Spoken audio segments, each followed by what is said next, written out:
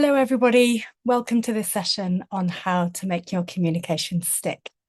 My name is Melissa Kidd, and I specialise in helping those in the finance sector to communicate more effectively. And I'm so delighted that so many of you are here to talk about how we communicate more effectively. I believe that the quality of our life rests on our ability to communicate, whether that's negotiating premium, getting the last shout, negotiating at home, holding good team meetings, having difficult conversations, all of it. We're communicating all the time. So any time that we invest in sharpening and honing our skills, I think is a good investment. So in today's session, I wanted to cover a range of things. We're going to be talking about writing and speaking. But I wanted to start with this quote, which I heard Andy Bounds say many years ago at a conference, which was effective communication isn't actually about what we say or what we write. It's about what people do afterwards. So if we write an email asking for some information and we don't get anything back, it hasn't worked. If you don't do anything at the end of this presentation, my communication won't have worked. So we've got to be thinking about what is the end result? What do we want people to do as a result of our communication? And so in service of that, I want to share what we'll be covering today. We're going to be looking at some techniques so that your audience will actually act rather than switch off or glaze over. You know, I know lots of people in the insurance industry worry that when someone asks what they do and they mention the insurance word, they get glazed eyes, or, you know, you've probably all sat in a presentation that was a bit dull and boring, which is no fun for anyone. So I want to give you some techniques that will really help you avoid being in those situations. We'll then look at some six principles really to help your communication stick. And this has been drawn on the research of Chip and Dan Heath, who wrote a brilliant book called Made to Stick, where they really looked at what is it that makes some ideas stick and some slide. And I'll share a resources list at the end of this for all of those of you who have registered. And then lastly, we'll just touch on charisma. You know, it's all very well saying the right things and using the right words, but what about the person that's delivering it? Are there things that we can do to make that message more impactful? And the answer is yes to that question. So it will be interactive. We'll do that through the chat. As I mentioned, it's a broad subject, and I'm going to be asking you in a moment for your challenges because I would like to tailor this if I can, according to what you're hoping to get out of it. It is being recorded so that you can watch it again if you would like. If I've not met you before, my name is Melissa. As I mentioned, I specialise in helping those in the finance sector to communicate. I began my freelance career as a copywriter, so it was my job to write the words on websites and brochures and so on to change behaviour. I've studied psychology and have all sorts of training and been working alongside the finance sector for many, many years. I've had some lovely clients. I don't really want to talk too much about me. If you'd like to find out more, just scan that QR code and that'll take you to my LinkedIn profile. So let me turn to you now, and I'd like to ask you, what are some of your challenges? For example, you know, do you find that you get glazed eyes a lot when you're perhaps trying to position your offer? Maybe you're negotiating and, you know, you end up sort of crumbling too quickly. Maybe you're having to do a lot of chasing. You're not getting replies that you're hoping to get. Is there anything in particular that you're struggling with when it comes to communication? If you wouldn't mind just jotting that through the chat, then I can see what I can share with you to address it. You know, many people, you know, just sort of hope for the best, as it were, when they ask someone to do something. And actually, when you understand a little bit of simple psychology behind it, that can really help to, you know, get the result that you're looking for. Okay, talking too much. That's a very common one. Good to know that that is something that you're aware of.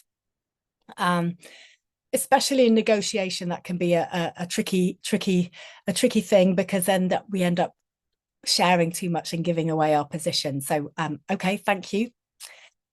Yeah, trying to explain concepts too quickly.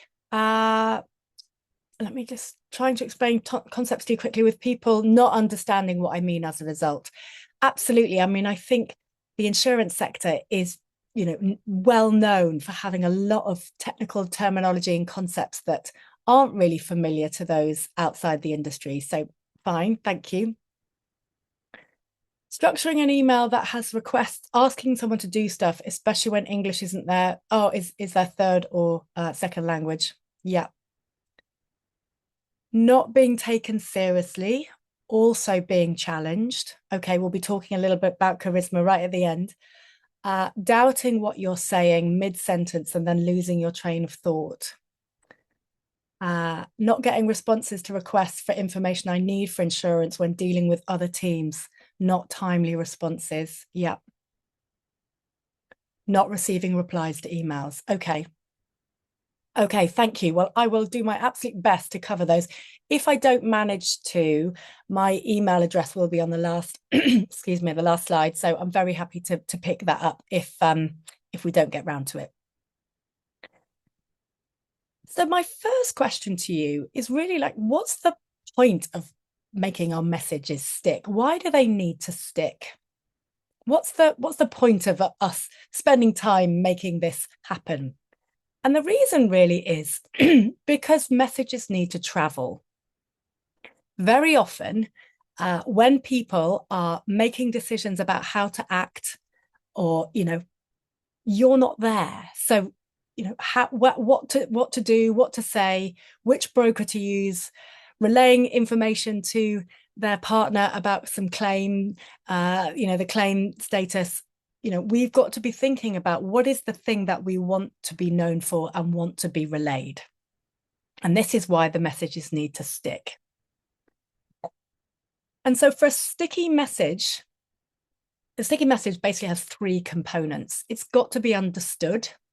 So it's very difficult for us to remember something if we don't understand it. And you mentioned some of you are struggling to convey technical concepts, so we'll spend a little bit of time on that. It's also then got to be memorable.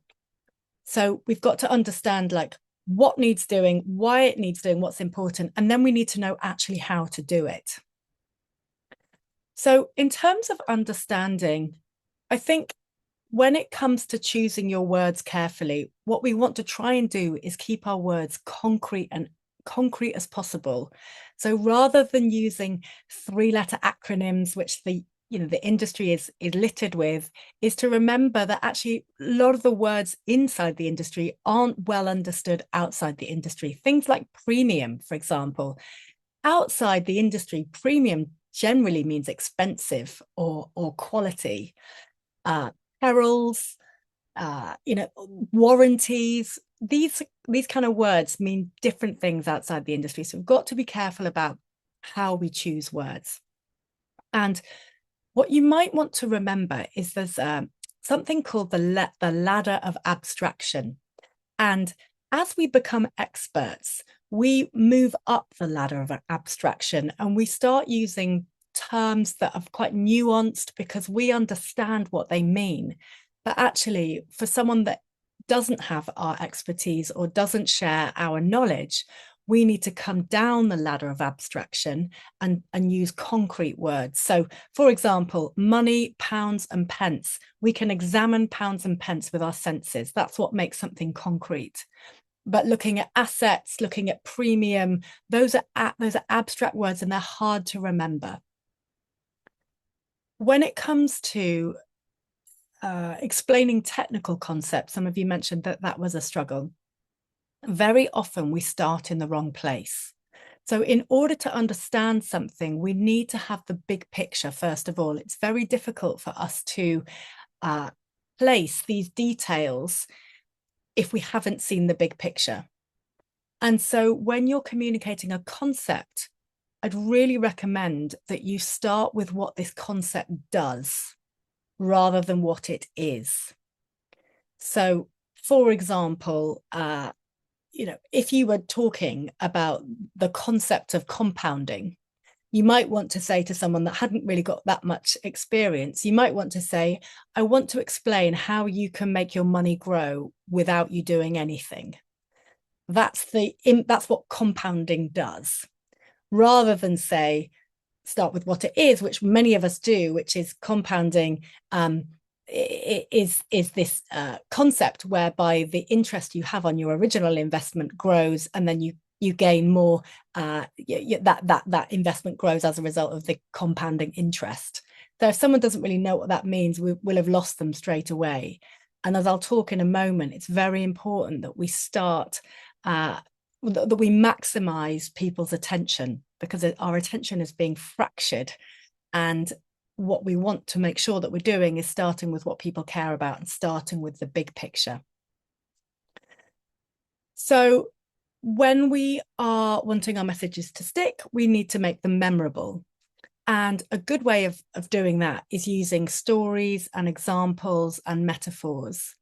And I'll give you some examples later as we go through, but just have in your mind, like, metaphors are things like, it's a bit like, and we're creating these word pictures so that people can go, oh yeah, I get that. We're kind of borrowing what's already familiar and applying it in a new way so that people go, oh, okay, I get it. And then lastly, it's got to be actionable and motivating. Lots of people don't act on things because A, they don't know what to do, or B, that it's just not very clear on what we're supposed to be doing, or they don't really see the reason behind it. So I'm going to give you some tips about how to avoid being in those situations. So let's now move on to these effective communication techniques so that our audience will act rather than just switch off or ignore us or glaze over.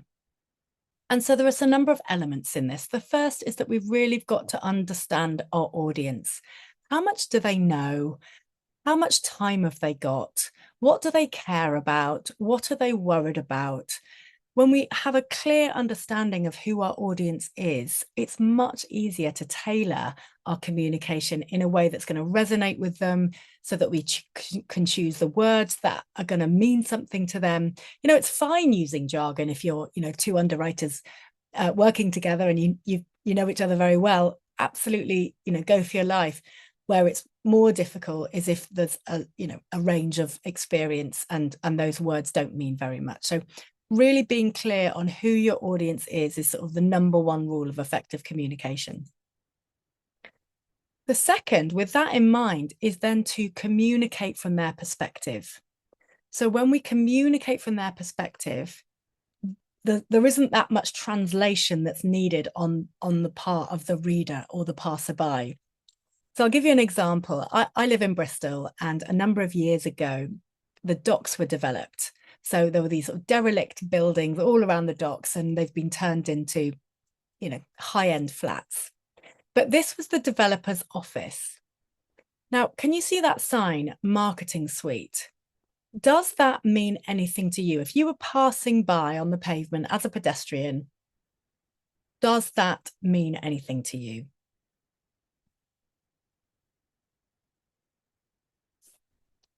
And my bet, probably no, because it's been written from the perspective of the developer.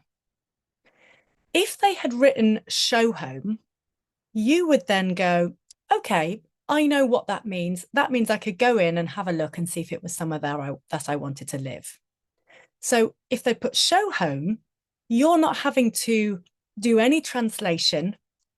It's immediately impactful. But because they said marketing suite and they weren't communicating from your perspective, chances are you're just going to ignore it and walk straight past. And I don't know if you've noticed purple bricks recently. Excuse me. They've changed their signs to say own it rather than for sale. Sorry. And so you can imagine, could I imagine myself owning that house? Again, it's quite a clever way of just shortening this gap between the person that's communicating and the person who's receiving it.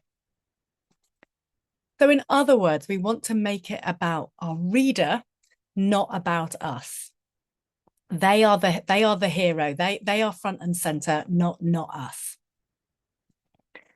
So just some examples, if, for example, you were a team leader and you wanted to get people's expenses in order to get people to pay attention to that in your subject lines, you could say getting paid this month. That's what we care about. In order to get paid this month, we need to get your expenses in. But many people would have put in their subject line, expenses deadline. That sounds quite boring. Lots of people would ignore it. So it's just sort of trying to think about how might I shape my communication so that it's going to have much more impact. And you see, this is partly how you get people's attention. Over the Christmas holidays, I read a really startling book called Stolen Focus by Johann Hari. I don't know if any of you have read it, but in it, he talks about how our attention is just being fractured.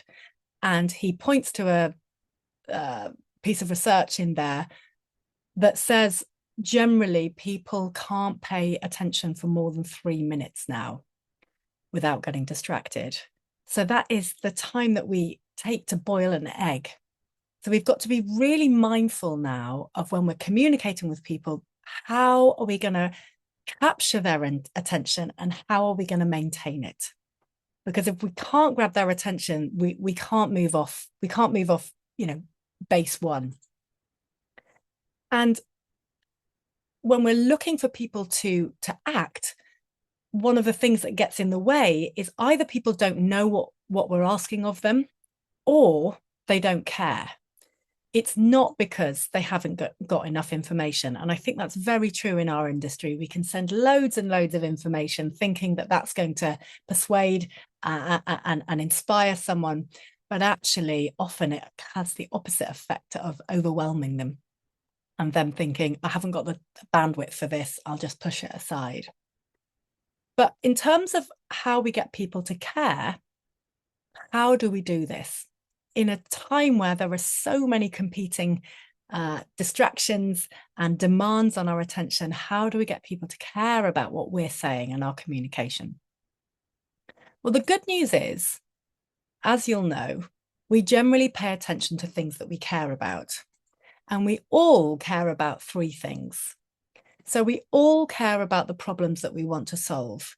I call these now problems. So, for example, if you're dealing with someone who's had a fire or a flood or a burglary, that's a now problem. It's not going to be difficult to get their attention. So when you're talking to people, you're talking to clients, what you want to be doing is listening out for their problems and then relaying it back. So you mentioned this was a problem, and that's how you keep your communication relevant. We pay attention to problems that we want to solve. Not all problems we do want to solve. Some we're happy in just sort of muddling along with, but that's one of the ways that we get people's attention through talking about the problems that they want to solve. The second is that we generally care about results, not process. So for those of us who are very technically minded, this is quite hard for us to get our heads around, because very often, if we've got some underwriters on the call, it's very logical for you to kind of build your argument and build your research and then explain or reveal the result. But actually, what you want to do to grab someone's attention is to start with your conclusion. And then that's how you'll get someone's attention. And then you can explain how you got there. And very often people who are, data-driven and very have got, very big analytical brains, that can be a struggle for you. But if you're communicating with business owners, leaders, very often those kind of personalities have got very short attention spans. They think in a very big picture way, and we have to be brief, be bold, and be gone when we're talking to those types of people. And thirdly, we are interested in the future. We're interested in improving our future. We're interested in securing our future. We're less interested in the past. We're less interested in reviewing what's happened. The future is where our focus is often pulled to, and that's what's relevant to us. So when we're thinking about our sort of mechanisms really for gaining attention in the first place. We've got things like subject lines in our emails, we've got headings, and we've got the starts of our paragraphs, the starts of our sentences. And so what I would really implore you to do is think about what is the reader or our listener caring about, and how can we put that at the start of a sentence, in the subject line, or as a heading. So let me ask you, would these grab your attention? If imagine you've got a really busy, full inbox, you probably don't have to imagine it, you probably have. Would that grab your attention?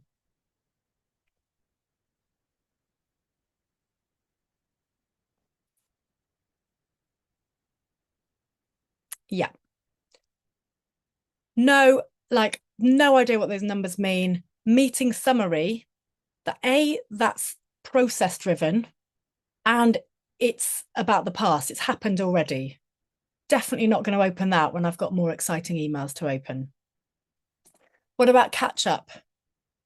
Doubt it. Update, no idea really what they're about. FYI, otherwise known as filling your inbox. So all of those things, we often, when we're thinking about crafting an email, we will often spend a lot of time in the body of the email and spend very little time on the subject line.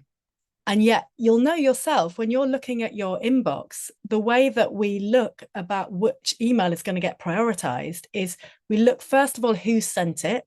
Is it an important client? Is it our boss? Is it someone that we care about? Then we'll look at the subject line. And if those two things, hit the right points, then we'll open the email. So I'd really encourage you to think about how well you're using that very important real estate in your subject line, especially for those of you that are struggling to get timely responses. So here's how you might change that. If, for example, you're a broker and you want to, encourage your client to look at the research that you've done, it would be next steps to reduce your risk, or quotes to reduce your risk. That's what they're interested in. That's what's going to improve their future. So hopefully that's clear. Just remember that we're interested in the future, we're interested in results, and we're interested in problems that we want to solve. So when it comes to, hopefully now that you've got some, tools in your belt around how we grab attention, what we've now got to work out is, okay, how do we frame our requests so that we get the action that we want? And there's a 3-step process. It's super simple. First of all, of course, this is why it's so important that you know who you're writing for, or you're talking to. You've got to understand what they care about. Is it reduced exposure? Is it peace of mind? Is it the reassurance that they want? You'll know yourself, we move towards things that we want and we move away from things that we don't. So that's the second step. And then what you have to do is just simply link your request to the things that we care about, the things that we want, or the things that we want to avoid. And you do that using 2 magical words. So if you remember nothing else about this talk today, these 2 words work really well, because whatever comes after the "so that" is what your reader or your listener cares about. And that's how you make a compelling request. So very often it might seem so obvious to you why you're asking for these figures or why you're asking for this thing. And yet, because people are so busy with such fractured attention, we've got to make it compelling. We've got to lodge it in their mind why it's important and why they're going to benefit from it. So please provide the following information so that we can improve your insurance provision or your insurance premium. Not just please provide the following information required for your insurance quote. So you can see, you're just making it a little bit more enticing, a little bit more compelling for the reader. They'll go, oh yeah, that is what I want. That's how I will do that thing. So I'm going to show you a passage in a moment, and this has come from a mortgage protection report. And I'd love you to just read it and think about what you might change now that you know what you know about starting with what readers care about, linking the request, being really specific. Yeah, take a few moments to have a read of that and jot down any thoughts you've got in the chat.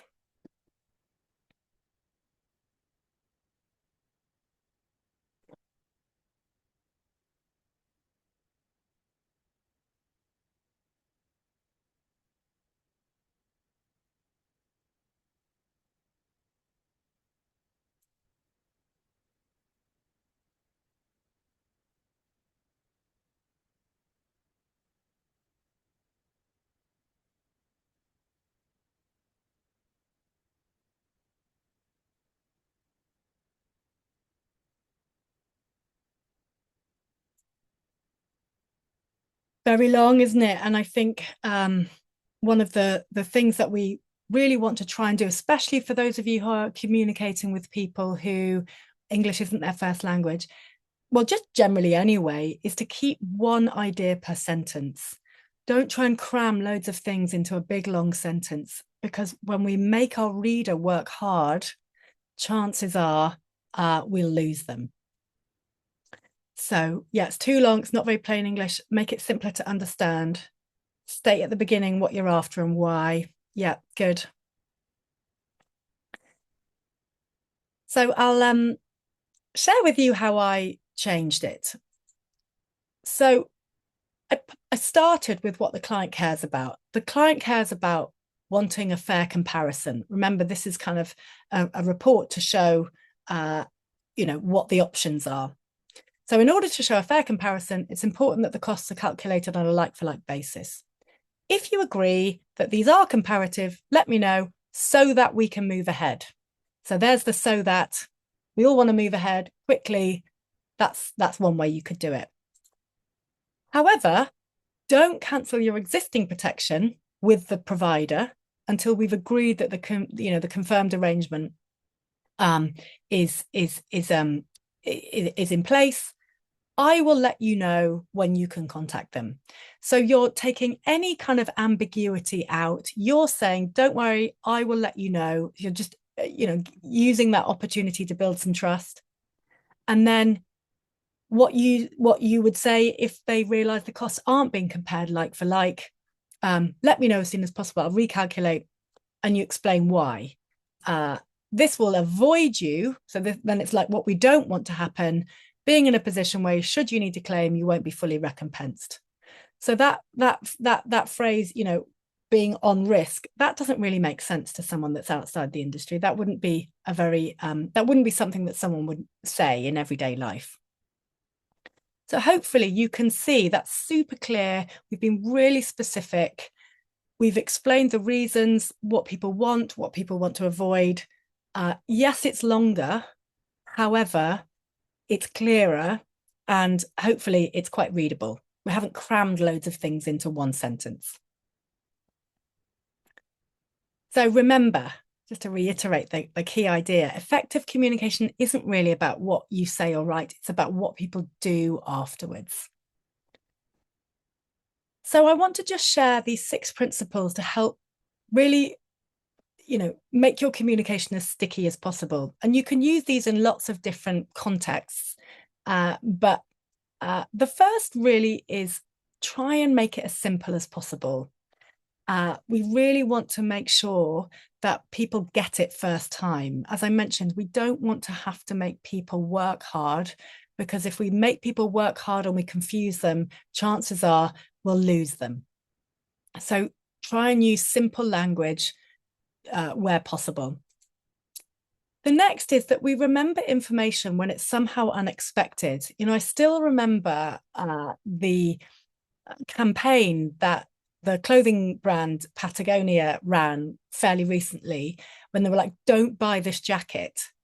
And it was just so counter to what normally happens in marketing. But it was so memorable because it was essentially saying, look, stop just buying fast fashion, or don't buy this unless you really need it. But if there's any way that you could insert an element of the unexpected into your stories, maybe you could do it in lots of ways, but we remember things when they're somehow unexpected. We also remember information when it's concrete. And so this is what I was talking about earlier, is like, can you examine it with your senses? And many years ago, I worked in the events industry. I worked on a festival, and the creative director of the festival also ran a cafe. And she would always say, whenever you give someone a coffee, don't tell them they're getting a biscuit. So when the coffee arrives and someone gets a biscuit, there's that moment of surprise and delight.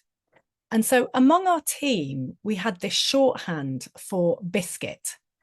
And when we would sort of map the customer journey of people arriving at the festival, where would be the biscuit opportunities? And this worked so well because when I had to brief the stewards who were dealing with thousands of people, I'm not there to tell them what to do, but they know that little story about the biscuit, then that just illustrates to them, go beyond, do the extra mile, go the extra, put the extra effort in so that they have a memorable experience.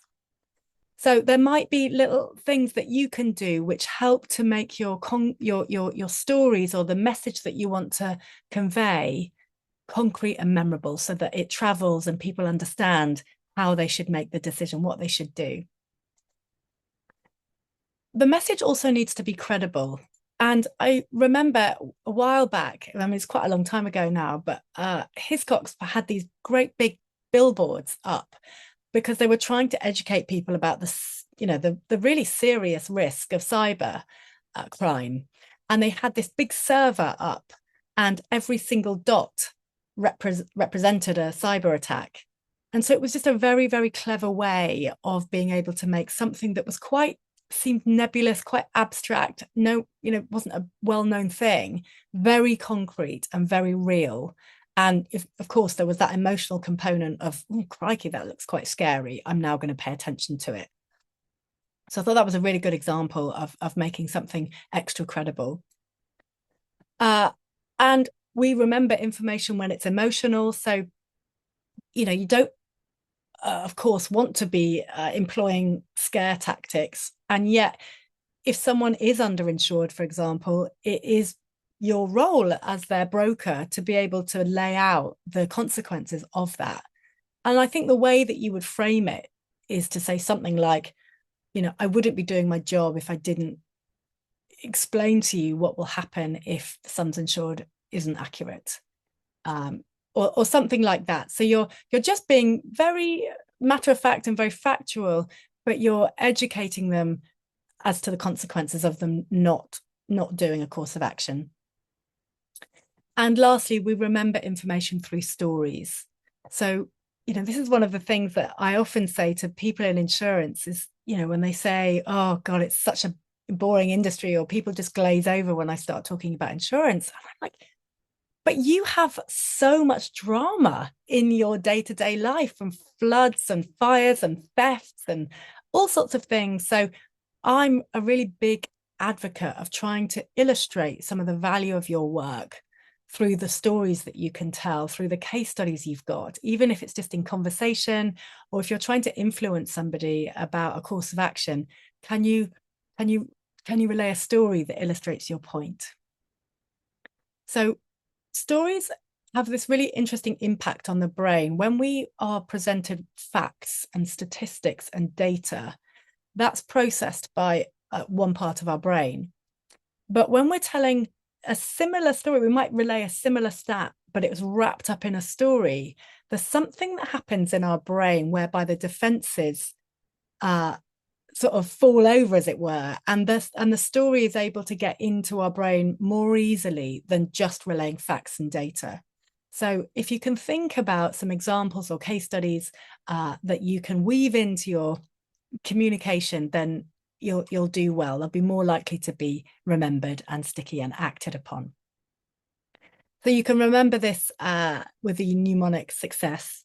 The book actually is called Made to Stick, and I'll share it in the resources after the session. But it's a fun read, and it's yeah, it's really shaped some of my thinking. So that was a look at, what to say and when to say it and how to use your subject lines and headings and how to grab and maintain attention and how to frame your asks in a way that hopefully will see the action that you're looking for. But what if I said that this is all fairly useless if the speaker themselves, particularly if it's verbal, doesn't have any charisma? Would you believe me? Yes or no?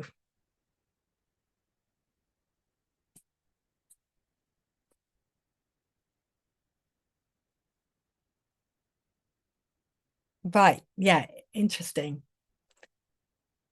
Interesting. Lots of yeses. So I don't want to spend too long on this, but I do want to just give you a few pointers because I think it's something that we often overlook. So essentially, charisma, when we think of people who are really charismatic, often, well, I mean, reflect on it yourself, but often what we notice is that if we were really to pay attention, it's made up of two types of cues. And what I mean by cue is a very small signal. And we are sending and receiving cues all the time. These are the little gestures we make. It's how we hold our body language. It's how we use our voice.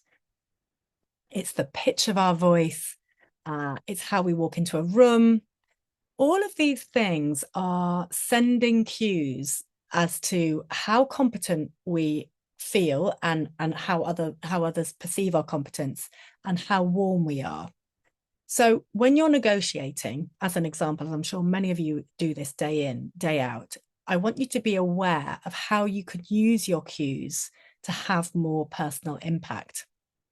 So for example, if your competence cues are very dialed up, chances are you might not be perceived as that approachable. So when you are negotiating and you're trying to get as much information as you can from the other side to help you figure out where you're going to go in or where you're going to make your offer, you might not get as much from the other side. And this is why it's quite good to understand how you would dial up your warmth cues in that context. And I'll show you how to do it in a minute. Conversely, if you're somebody that sort of falls over quite quickly when there's any sense of conflict or pushback, you find it quite difficult to stand your ground because you're generally quite a warm, friendly, approachable person that does perhaps talk too much, which is one of what one of you had said. Then it's important for you to learn how to dial up your confidence cues and dial down your warmth cues. So I just want you to realize that we'll all naturally display some of these, and I want you to be able to have a little bit more control over where you dial them up and where you dial them down. So, question to you: do you think that you tend to your competence cues are perhaps more strongly communicated than your warmth cues, or are your warmth cues more readily communicated than your competence cues? Which end of the scale would you say that you were on? Higher on the competence end or higher on the warmth end? Or maybe you're somewhere in the middle. Competence, competence, middle, competence, middle. I think it depends on the situation. Yeah, middle. Okay, good range there. So if you wanting to dial up your competence cues, one of the things you need to pay attention to is your body language. So this can be something that women often fall foul of, is that when we walk into a room, we often shrink. So we'll cross our legs, we might cross our arms, we kind of shrink our space. And I would like to encourage you to, put your shoulders back, hold your head up high, take up the space that's yours. So think about how you use your body language. You also want to think about how you use your gestures. So if you're someone like me that's quite expressive, I can use my gestures a bit too much. But if I wanted to dial up my competence, I'd be very prescriptive about when I wanted to use my when I wanted to use my gestures. And I'd probably practice that a bit. For example, if you're in a negotiation and you're wanting to articulate the value of your offer, how you talk about that and the way you talk about that will be important. So body language is an important thing to bear in mind. The other thing that people who have a lot of competence or show a lot of competence is that they don't rush to speak. They're not rushing in trying to people please or trying to appease or trying to make people like them or think of them in a certain way. They will consider things and they will share their thoughts all in good time. They often speak quite slowly because they don't feel like they need to rush. So it's about, being quite measured in the way that you communicate. And the other thing to practice, if you want to dial this up, is to use a downward inflection at the end of your sentence. So this signals, and what I mean by this is, if I was to say, no, I'm afraid that's my last and final offer. Can you see how I went down at the end of that sentence? Whereas conversely, if I'd said, no, I'm afraid that's my final offer. Can you see I go up at the end of the sentence? And if you're a shrewd negotiator, and you probably don't even have to be that shrewd, but that indicates that's more like a question. When we go up at the end, we're inviting a response. So that could be, I'm inviting some input from you. You could challenge me. I'm basically leaving the door open. And of course, at the beginning of a negotiation, that's important to do. You want to get the other side talking. But when you're wanting to display competency and authority and you want to kind of shut down the communication, you want to go down at the end of your sentence. And if you watch any kind of interviews on politicians and things like that, people will signal when they've answered the question, they'll go down at the end. The other thing to note is how low your voice is, where you're breathing. So we equate a deeper voice with more power and authority. And some of you may know this, but when Margaret Thatcher first got into power as Prime Minister, she had a very high, squeaky voice. And she was given voice coaching over the years to bring it down so that she had more impact. So we generally like listening to voices that are deep and rich and smooth. And a lot of that is done through how you breathe. So if you take deep breaths into your diaphragm, that really enriches your voice. And if you're quite stressed and you're worried and you're anxious, we'll be breathing from the top of our neck here and on our top of our chest. And that can basically make our voice sound quite raspy and a little bit strangled. It's not so nice to listen to. So just bear that in mind. If you're wanting to dial up your competency, those are kind of some 3 things that you could pay attention to. If you want to dial up your warmth, then one of the things that you can do is when you're listening to people, you just slightly tilt your head. And that's a softer, empathetic, warm, you're like, I'm really paying attention to you. And people will generally share a bit more if you're, at least as well as if your facial expressions are indicating, you're like saying, tell me, I'm really interested in what you're saying and why you're saying that. And that kind of like open, approachable, non-judgmental space that you're creating by doing that. Nodding. So generally, we want to kind of nod about 3 times in a row. we don't want to overdo it. So we look like a nodding dog, because that can then erode that. Anything that we overdo, anything that we yeah, can be distracting. And when it distracts, it detracts from our key message. So nodding just 3 times indicates I'm interested. I want to hear what you've got to say. I agree with where you're coming from. And then lastly, smiling. So for those of you that are on the competence end, just try and, if you're in certain situations, just try and smile a bit more, and that can really create more warmth. So just some super practical things around how you dial up your charisma depending on the situation that you're in. And very often we will focus on the words that we're saying, and not so much on the way that we say it. And a lot of that, the way that we say it is down to how we're feeling about things. But if you're in an important negotiation, or you're giving an interview or a presentation, you do really want to give some consideration to how you're coming across, because it matters at the end of the day. I'm sure you've probably been in teams where somehow you might have come up with a really good idea, but it doesn't get taken forward.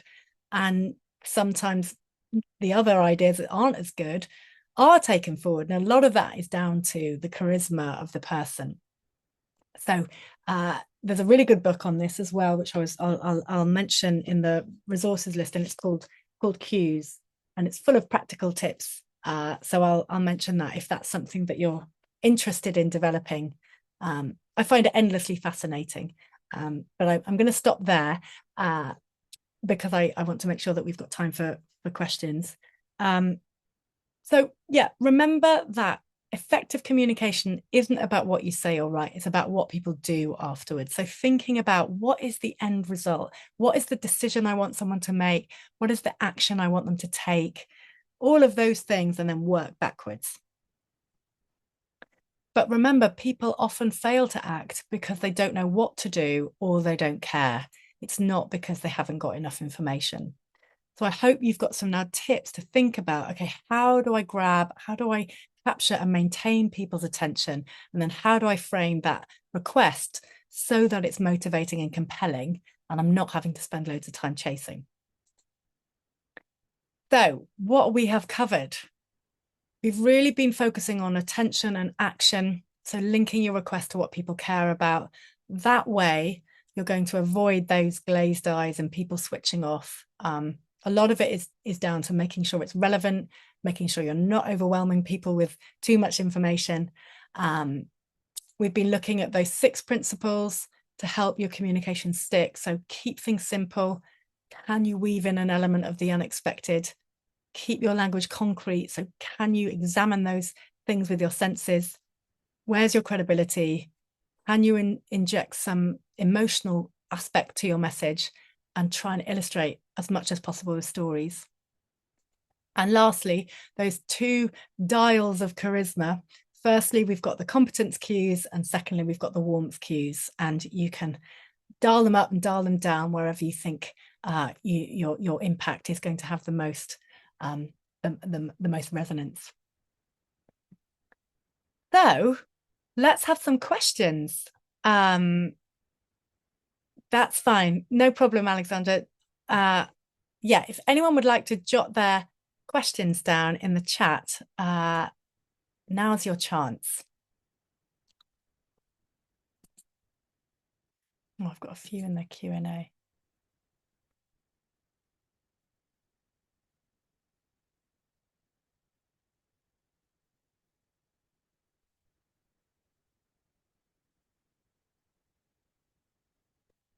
James said, is it not better to give a time frame to get a clear action rather than ASAP? Yes, I agree. Actually, I do think if you give someone as soon as possible, that is a bit vague. It's not very concrete. So yes, a deadline is concrete. It is more compelling. How to communicate successfully as a woman when the majority are men? Yeah, good question. Well, I think a lot of that is down to the body language that you display. If you're walking into the meeting feeling confident, I think, yeah, it's difficult. It's difficult to be prescriptive about this because men have a range of styles as to how they communicate. I don't know whether it would be so much men versus women rather than communication styles. So if you're working with a lot of leaders, a lot of senior managers, generally those people in those positions tend to like communication that is brief, that is, the three things you need to know about this, the most important thing about this, using phrases like, I'm just going to cut to the chase, because people in leadership positions, as I mentioned, are very keyed into the big picture. They don't like a lot of detail. You need to have the detail should they ask you about it, but I would sort of try and observe different communication styles rather than looking at it as a gender difference. How to deliver bad news? Sure. So it depends on the subject, of course, and the context, if it's professional or personal. I think really bad news needs to be given as quickly as possible. It's not great to find out something happened, 2 weeks ago. I think the only reason you would delay it is if you were trying to put it right so that you can convey the bad news and say, and this is what we've done to put it right. Essentially trying to, anticipate what their response is going to be. Are they going to get emotional? Probably better to do it, face to face if you can, in private. But yes, trying to be direct, trying to be empathetic, and putting, trying to finish if you can on a high, a solution, or how it's going to, how you're going to resolve it is, what I would suggest.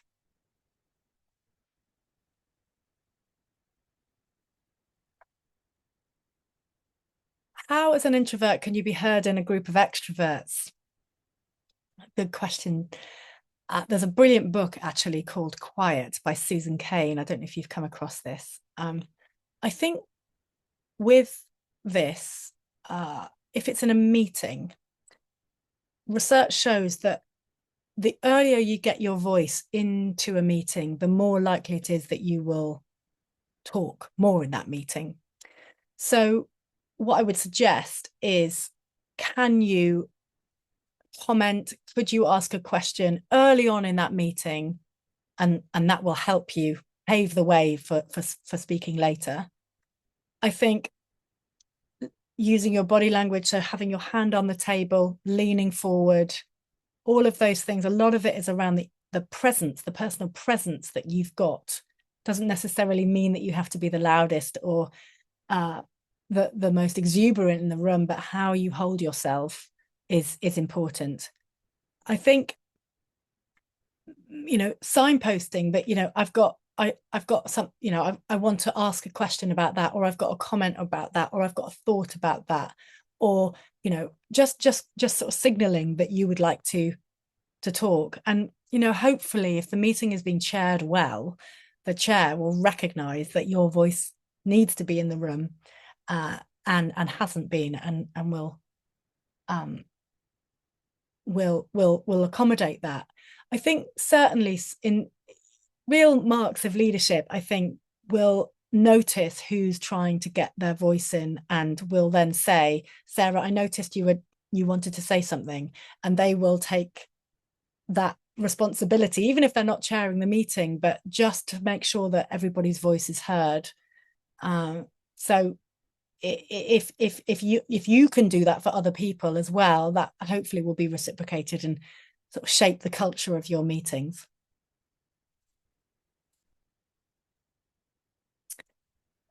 Would everything discussed still be applicable to junior level positions? I've been told by my manager to fake it till you make it, but I'd like to feel confident in my actual ability. Thanks, such a good question. So I think there are two things that I'd say about this. I think it can certainly help to act as if, just in the example that I gave, even if the meeting that you were in wasn't being chaired, you could act as if you were the chair. admittedly, if you're in a junior position, that might feel a bit presumptuous. So the other thing to adopt, which I really like, is from James Clear. He's written a brilliant book called Atomic Habits. And in it, he essentially says, behavior change is actually really easy. You just have to decide on the type of person that you want to become and then prove it to yourself with small wins. So the proving it to yourself with small wins is really about those little actions that you take that someone who was confident would do. As an example, asking a question when you think you should know the answer, walking into the room with your shoulders back, dialing up some of those competency cues that I was talking about a moment ago. So although those small things aren't going to make a massive difference immediately, they're all evidence, they're all votes sort of building up for the type of person that you want to become. And I think that's more compelling than saying affirmations like, I'm confident, I'm confident, I'm confident, because I'm not sure about you, but when I do that kind of thing, it just exacerbates the gap between how I'm feeling now and how I want to feel. But I think thinking about, well, what is the type of thing that a confident person would do in this situation? And then doing that, however small, just builds up the evidence that you are becoming that type of person. So, yeah, faking it till you make it certainly can work in some situations, but I believe thinking about the type of person that you want to become and then proving it to yourself as small actions is helpful. Yes, good, good, good, good. I'm just going to put my contact details up there in case people need to go and I didn't answer their question. Any more questions?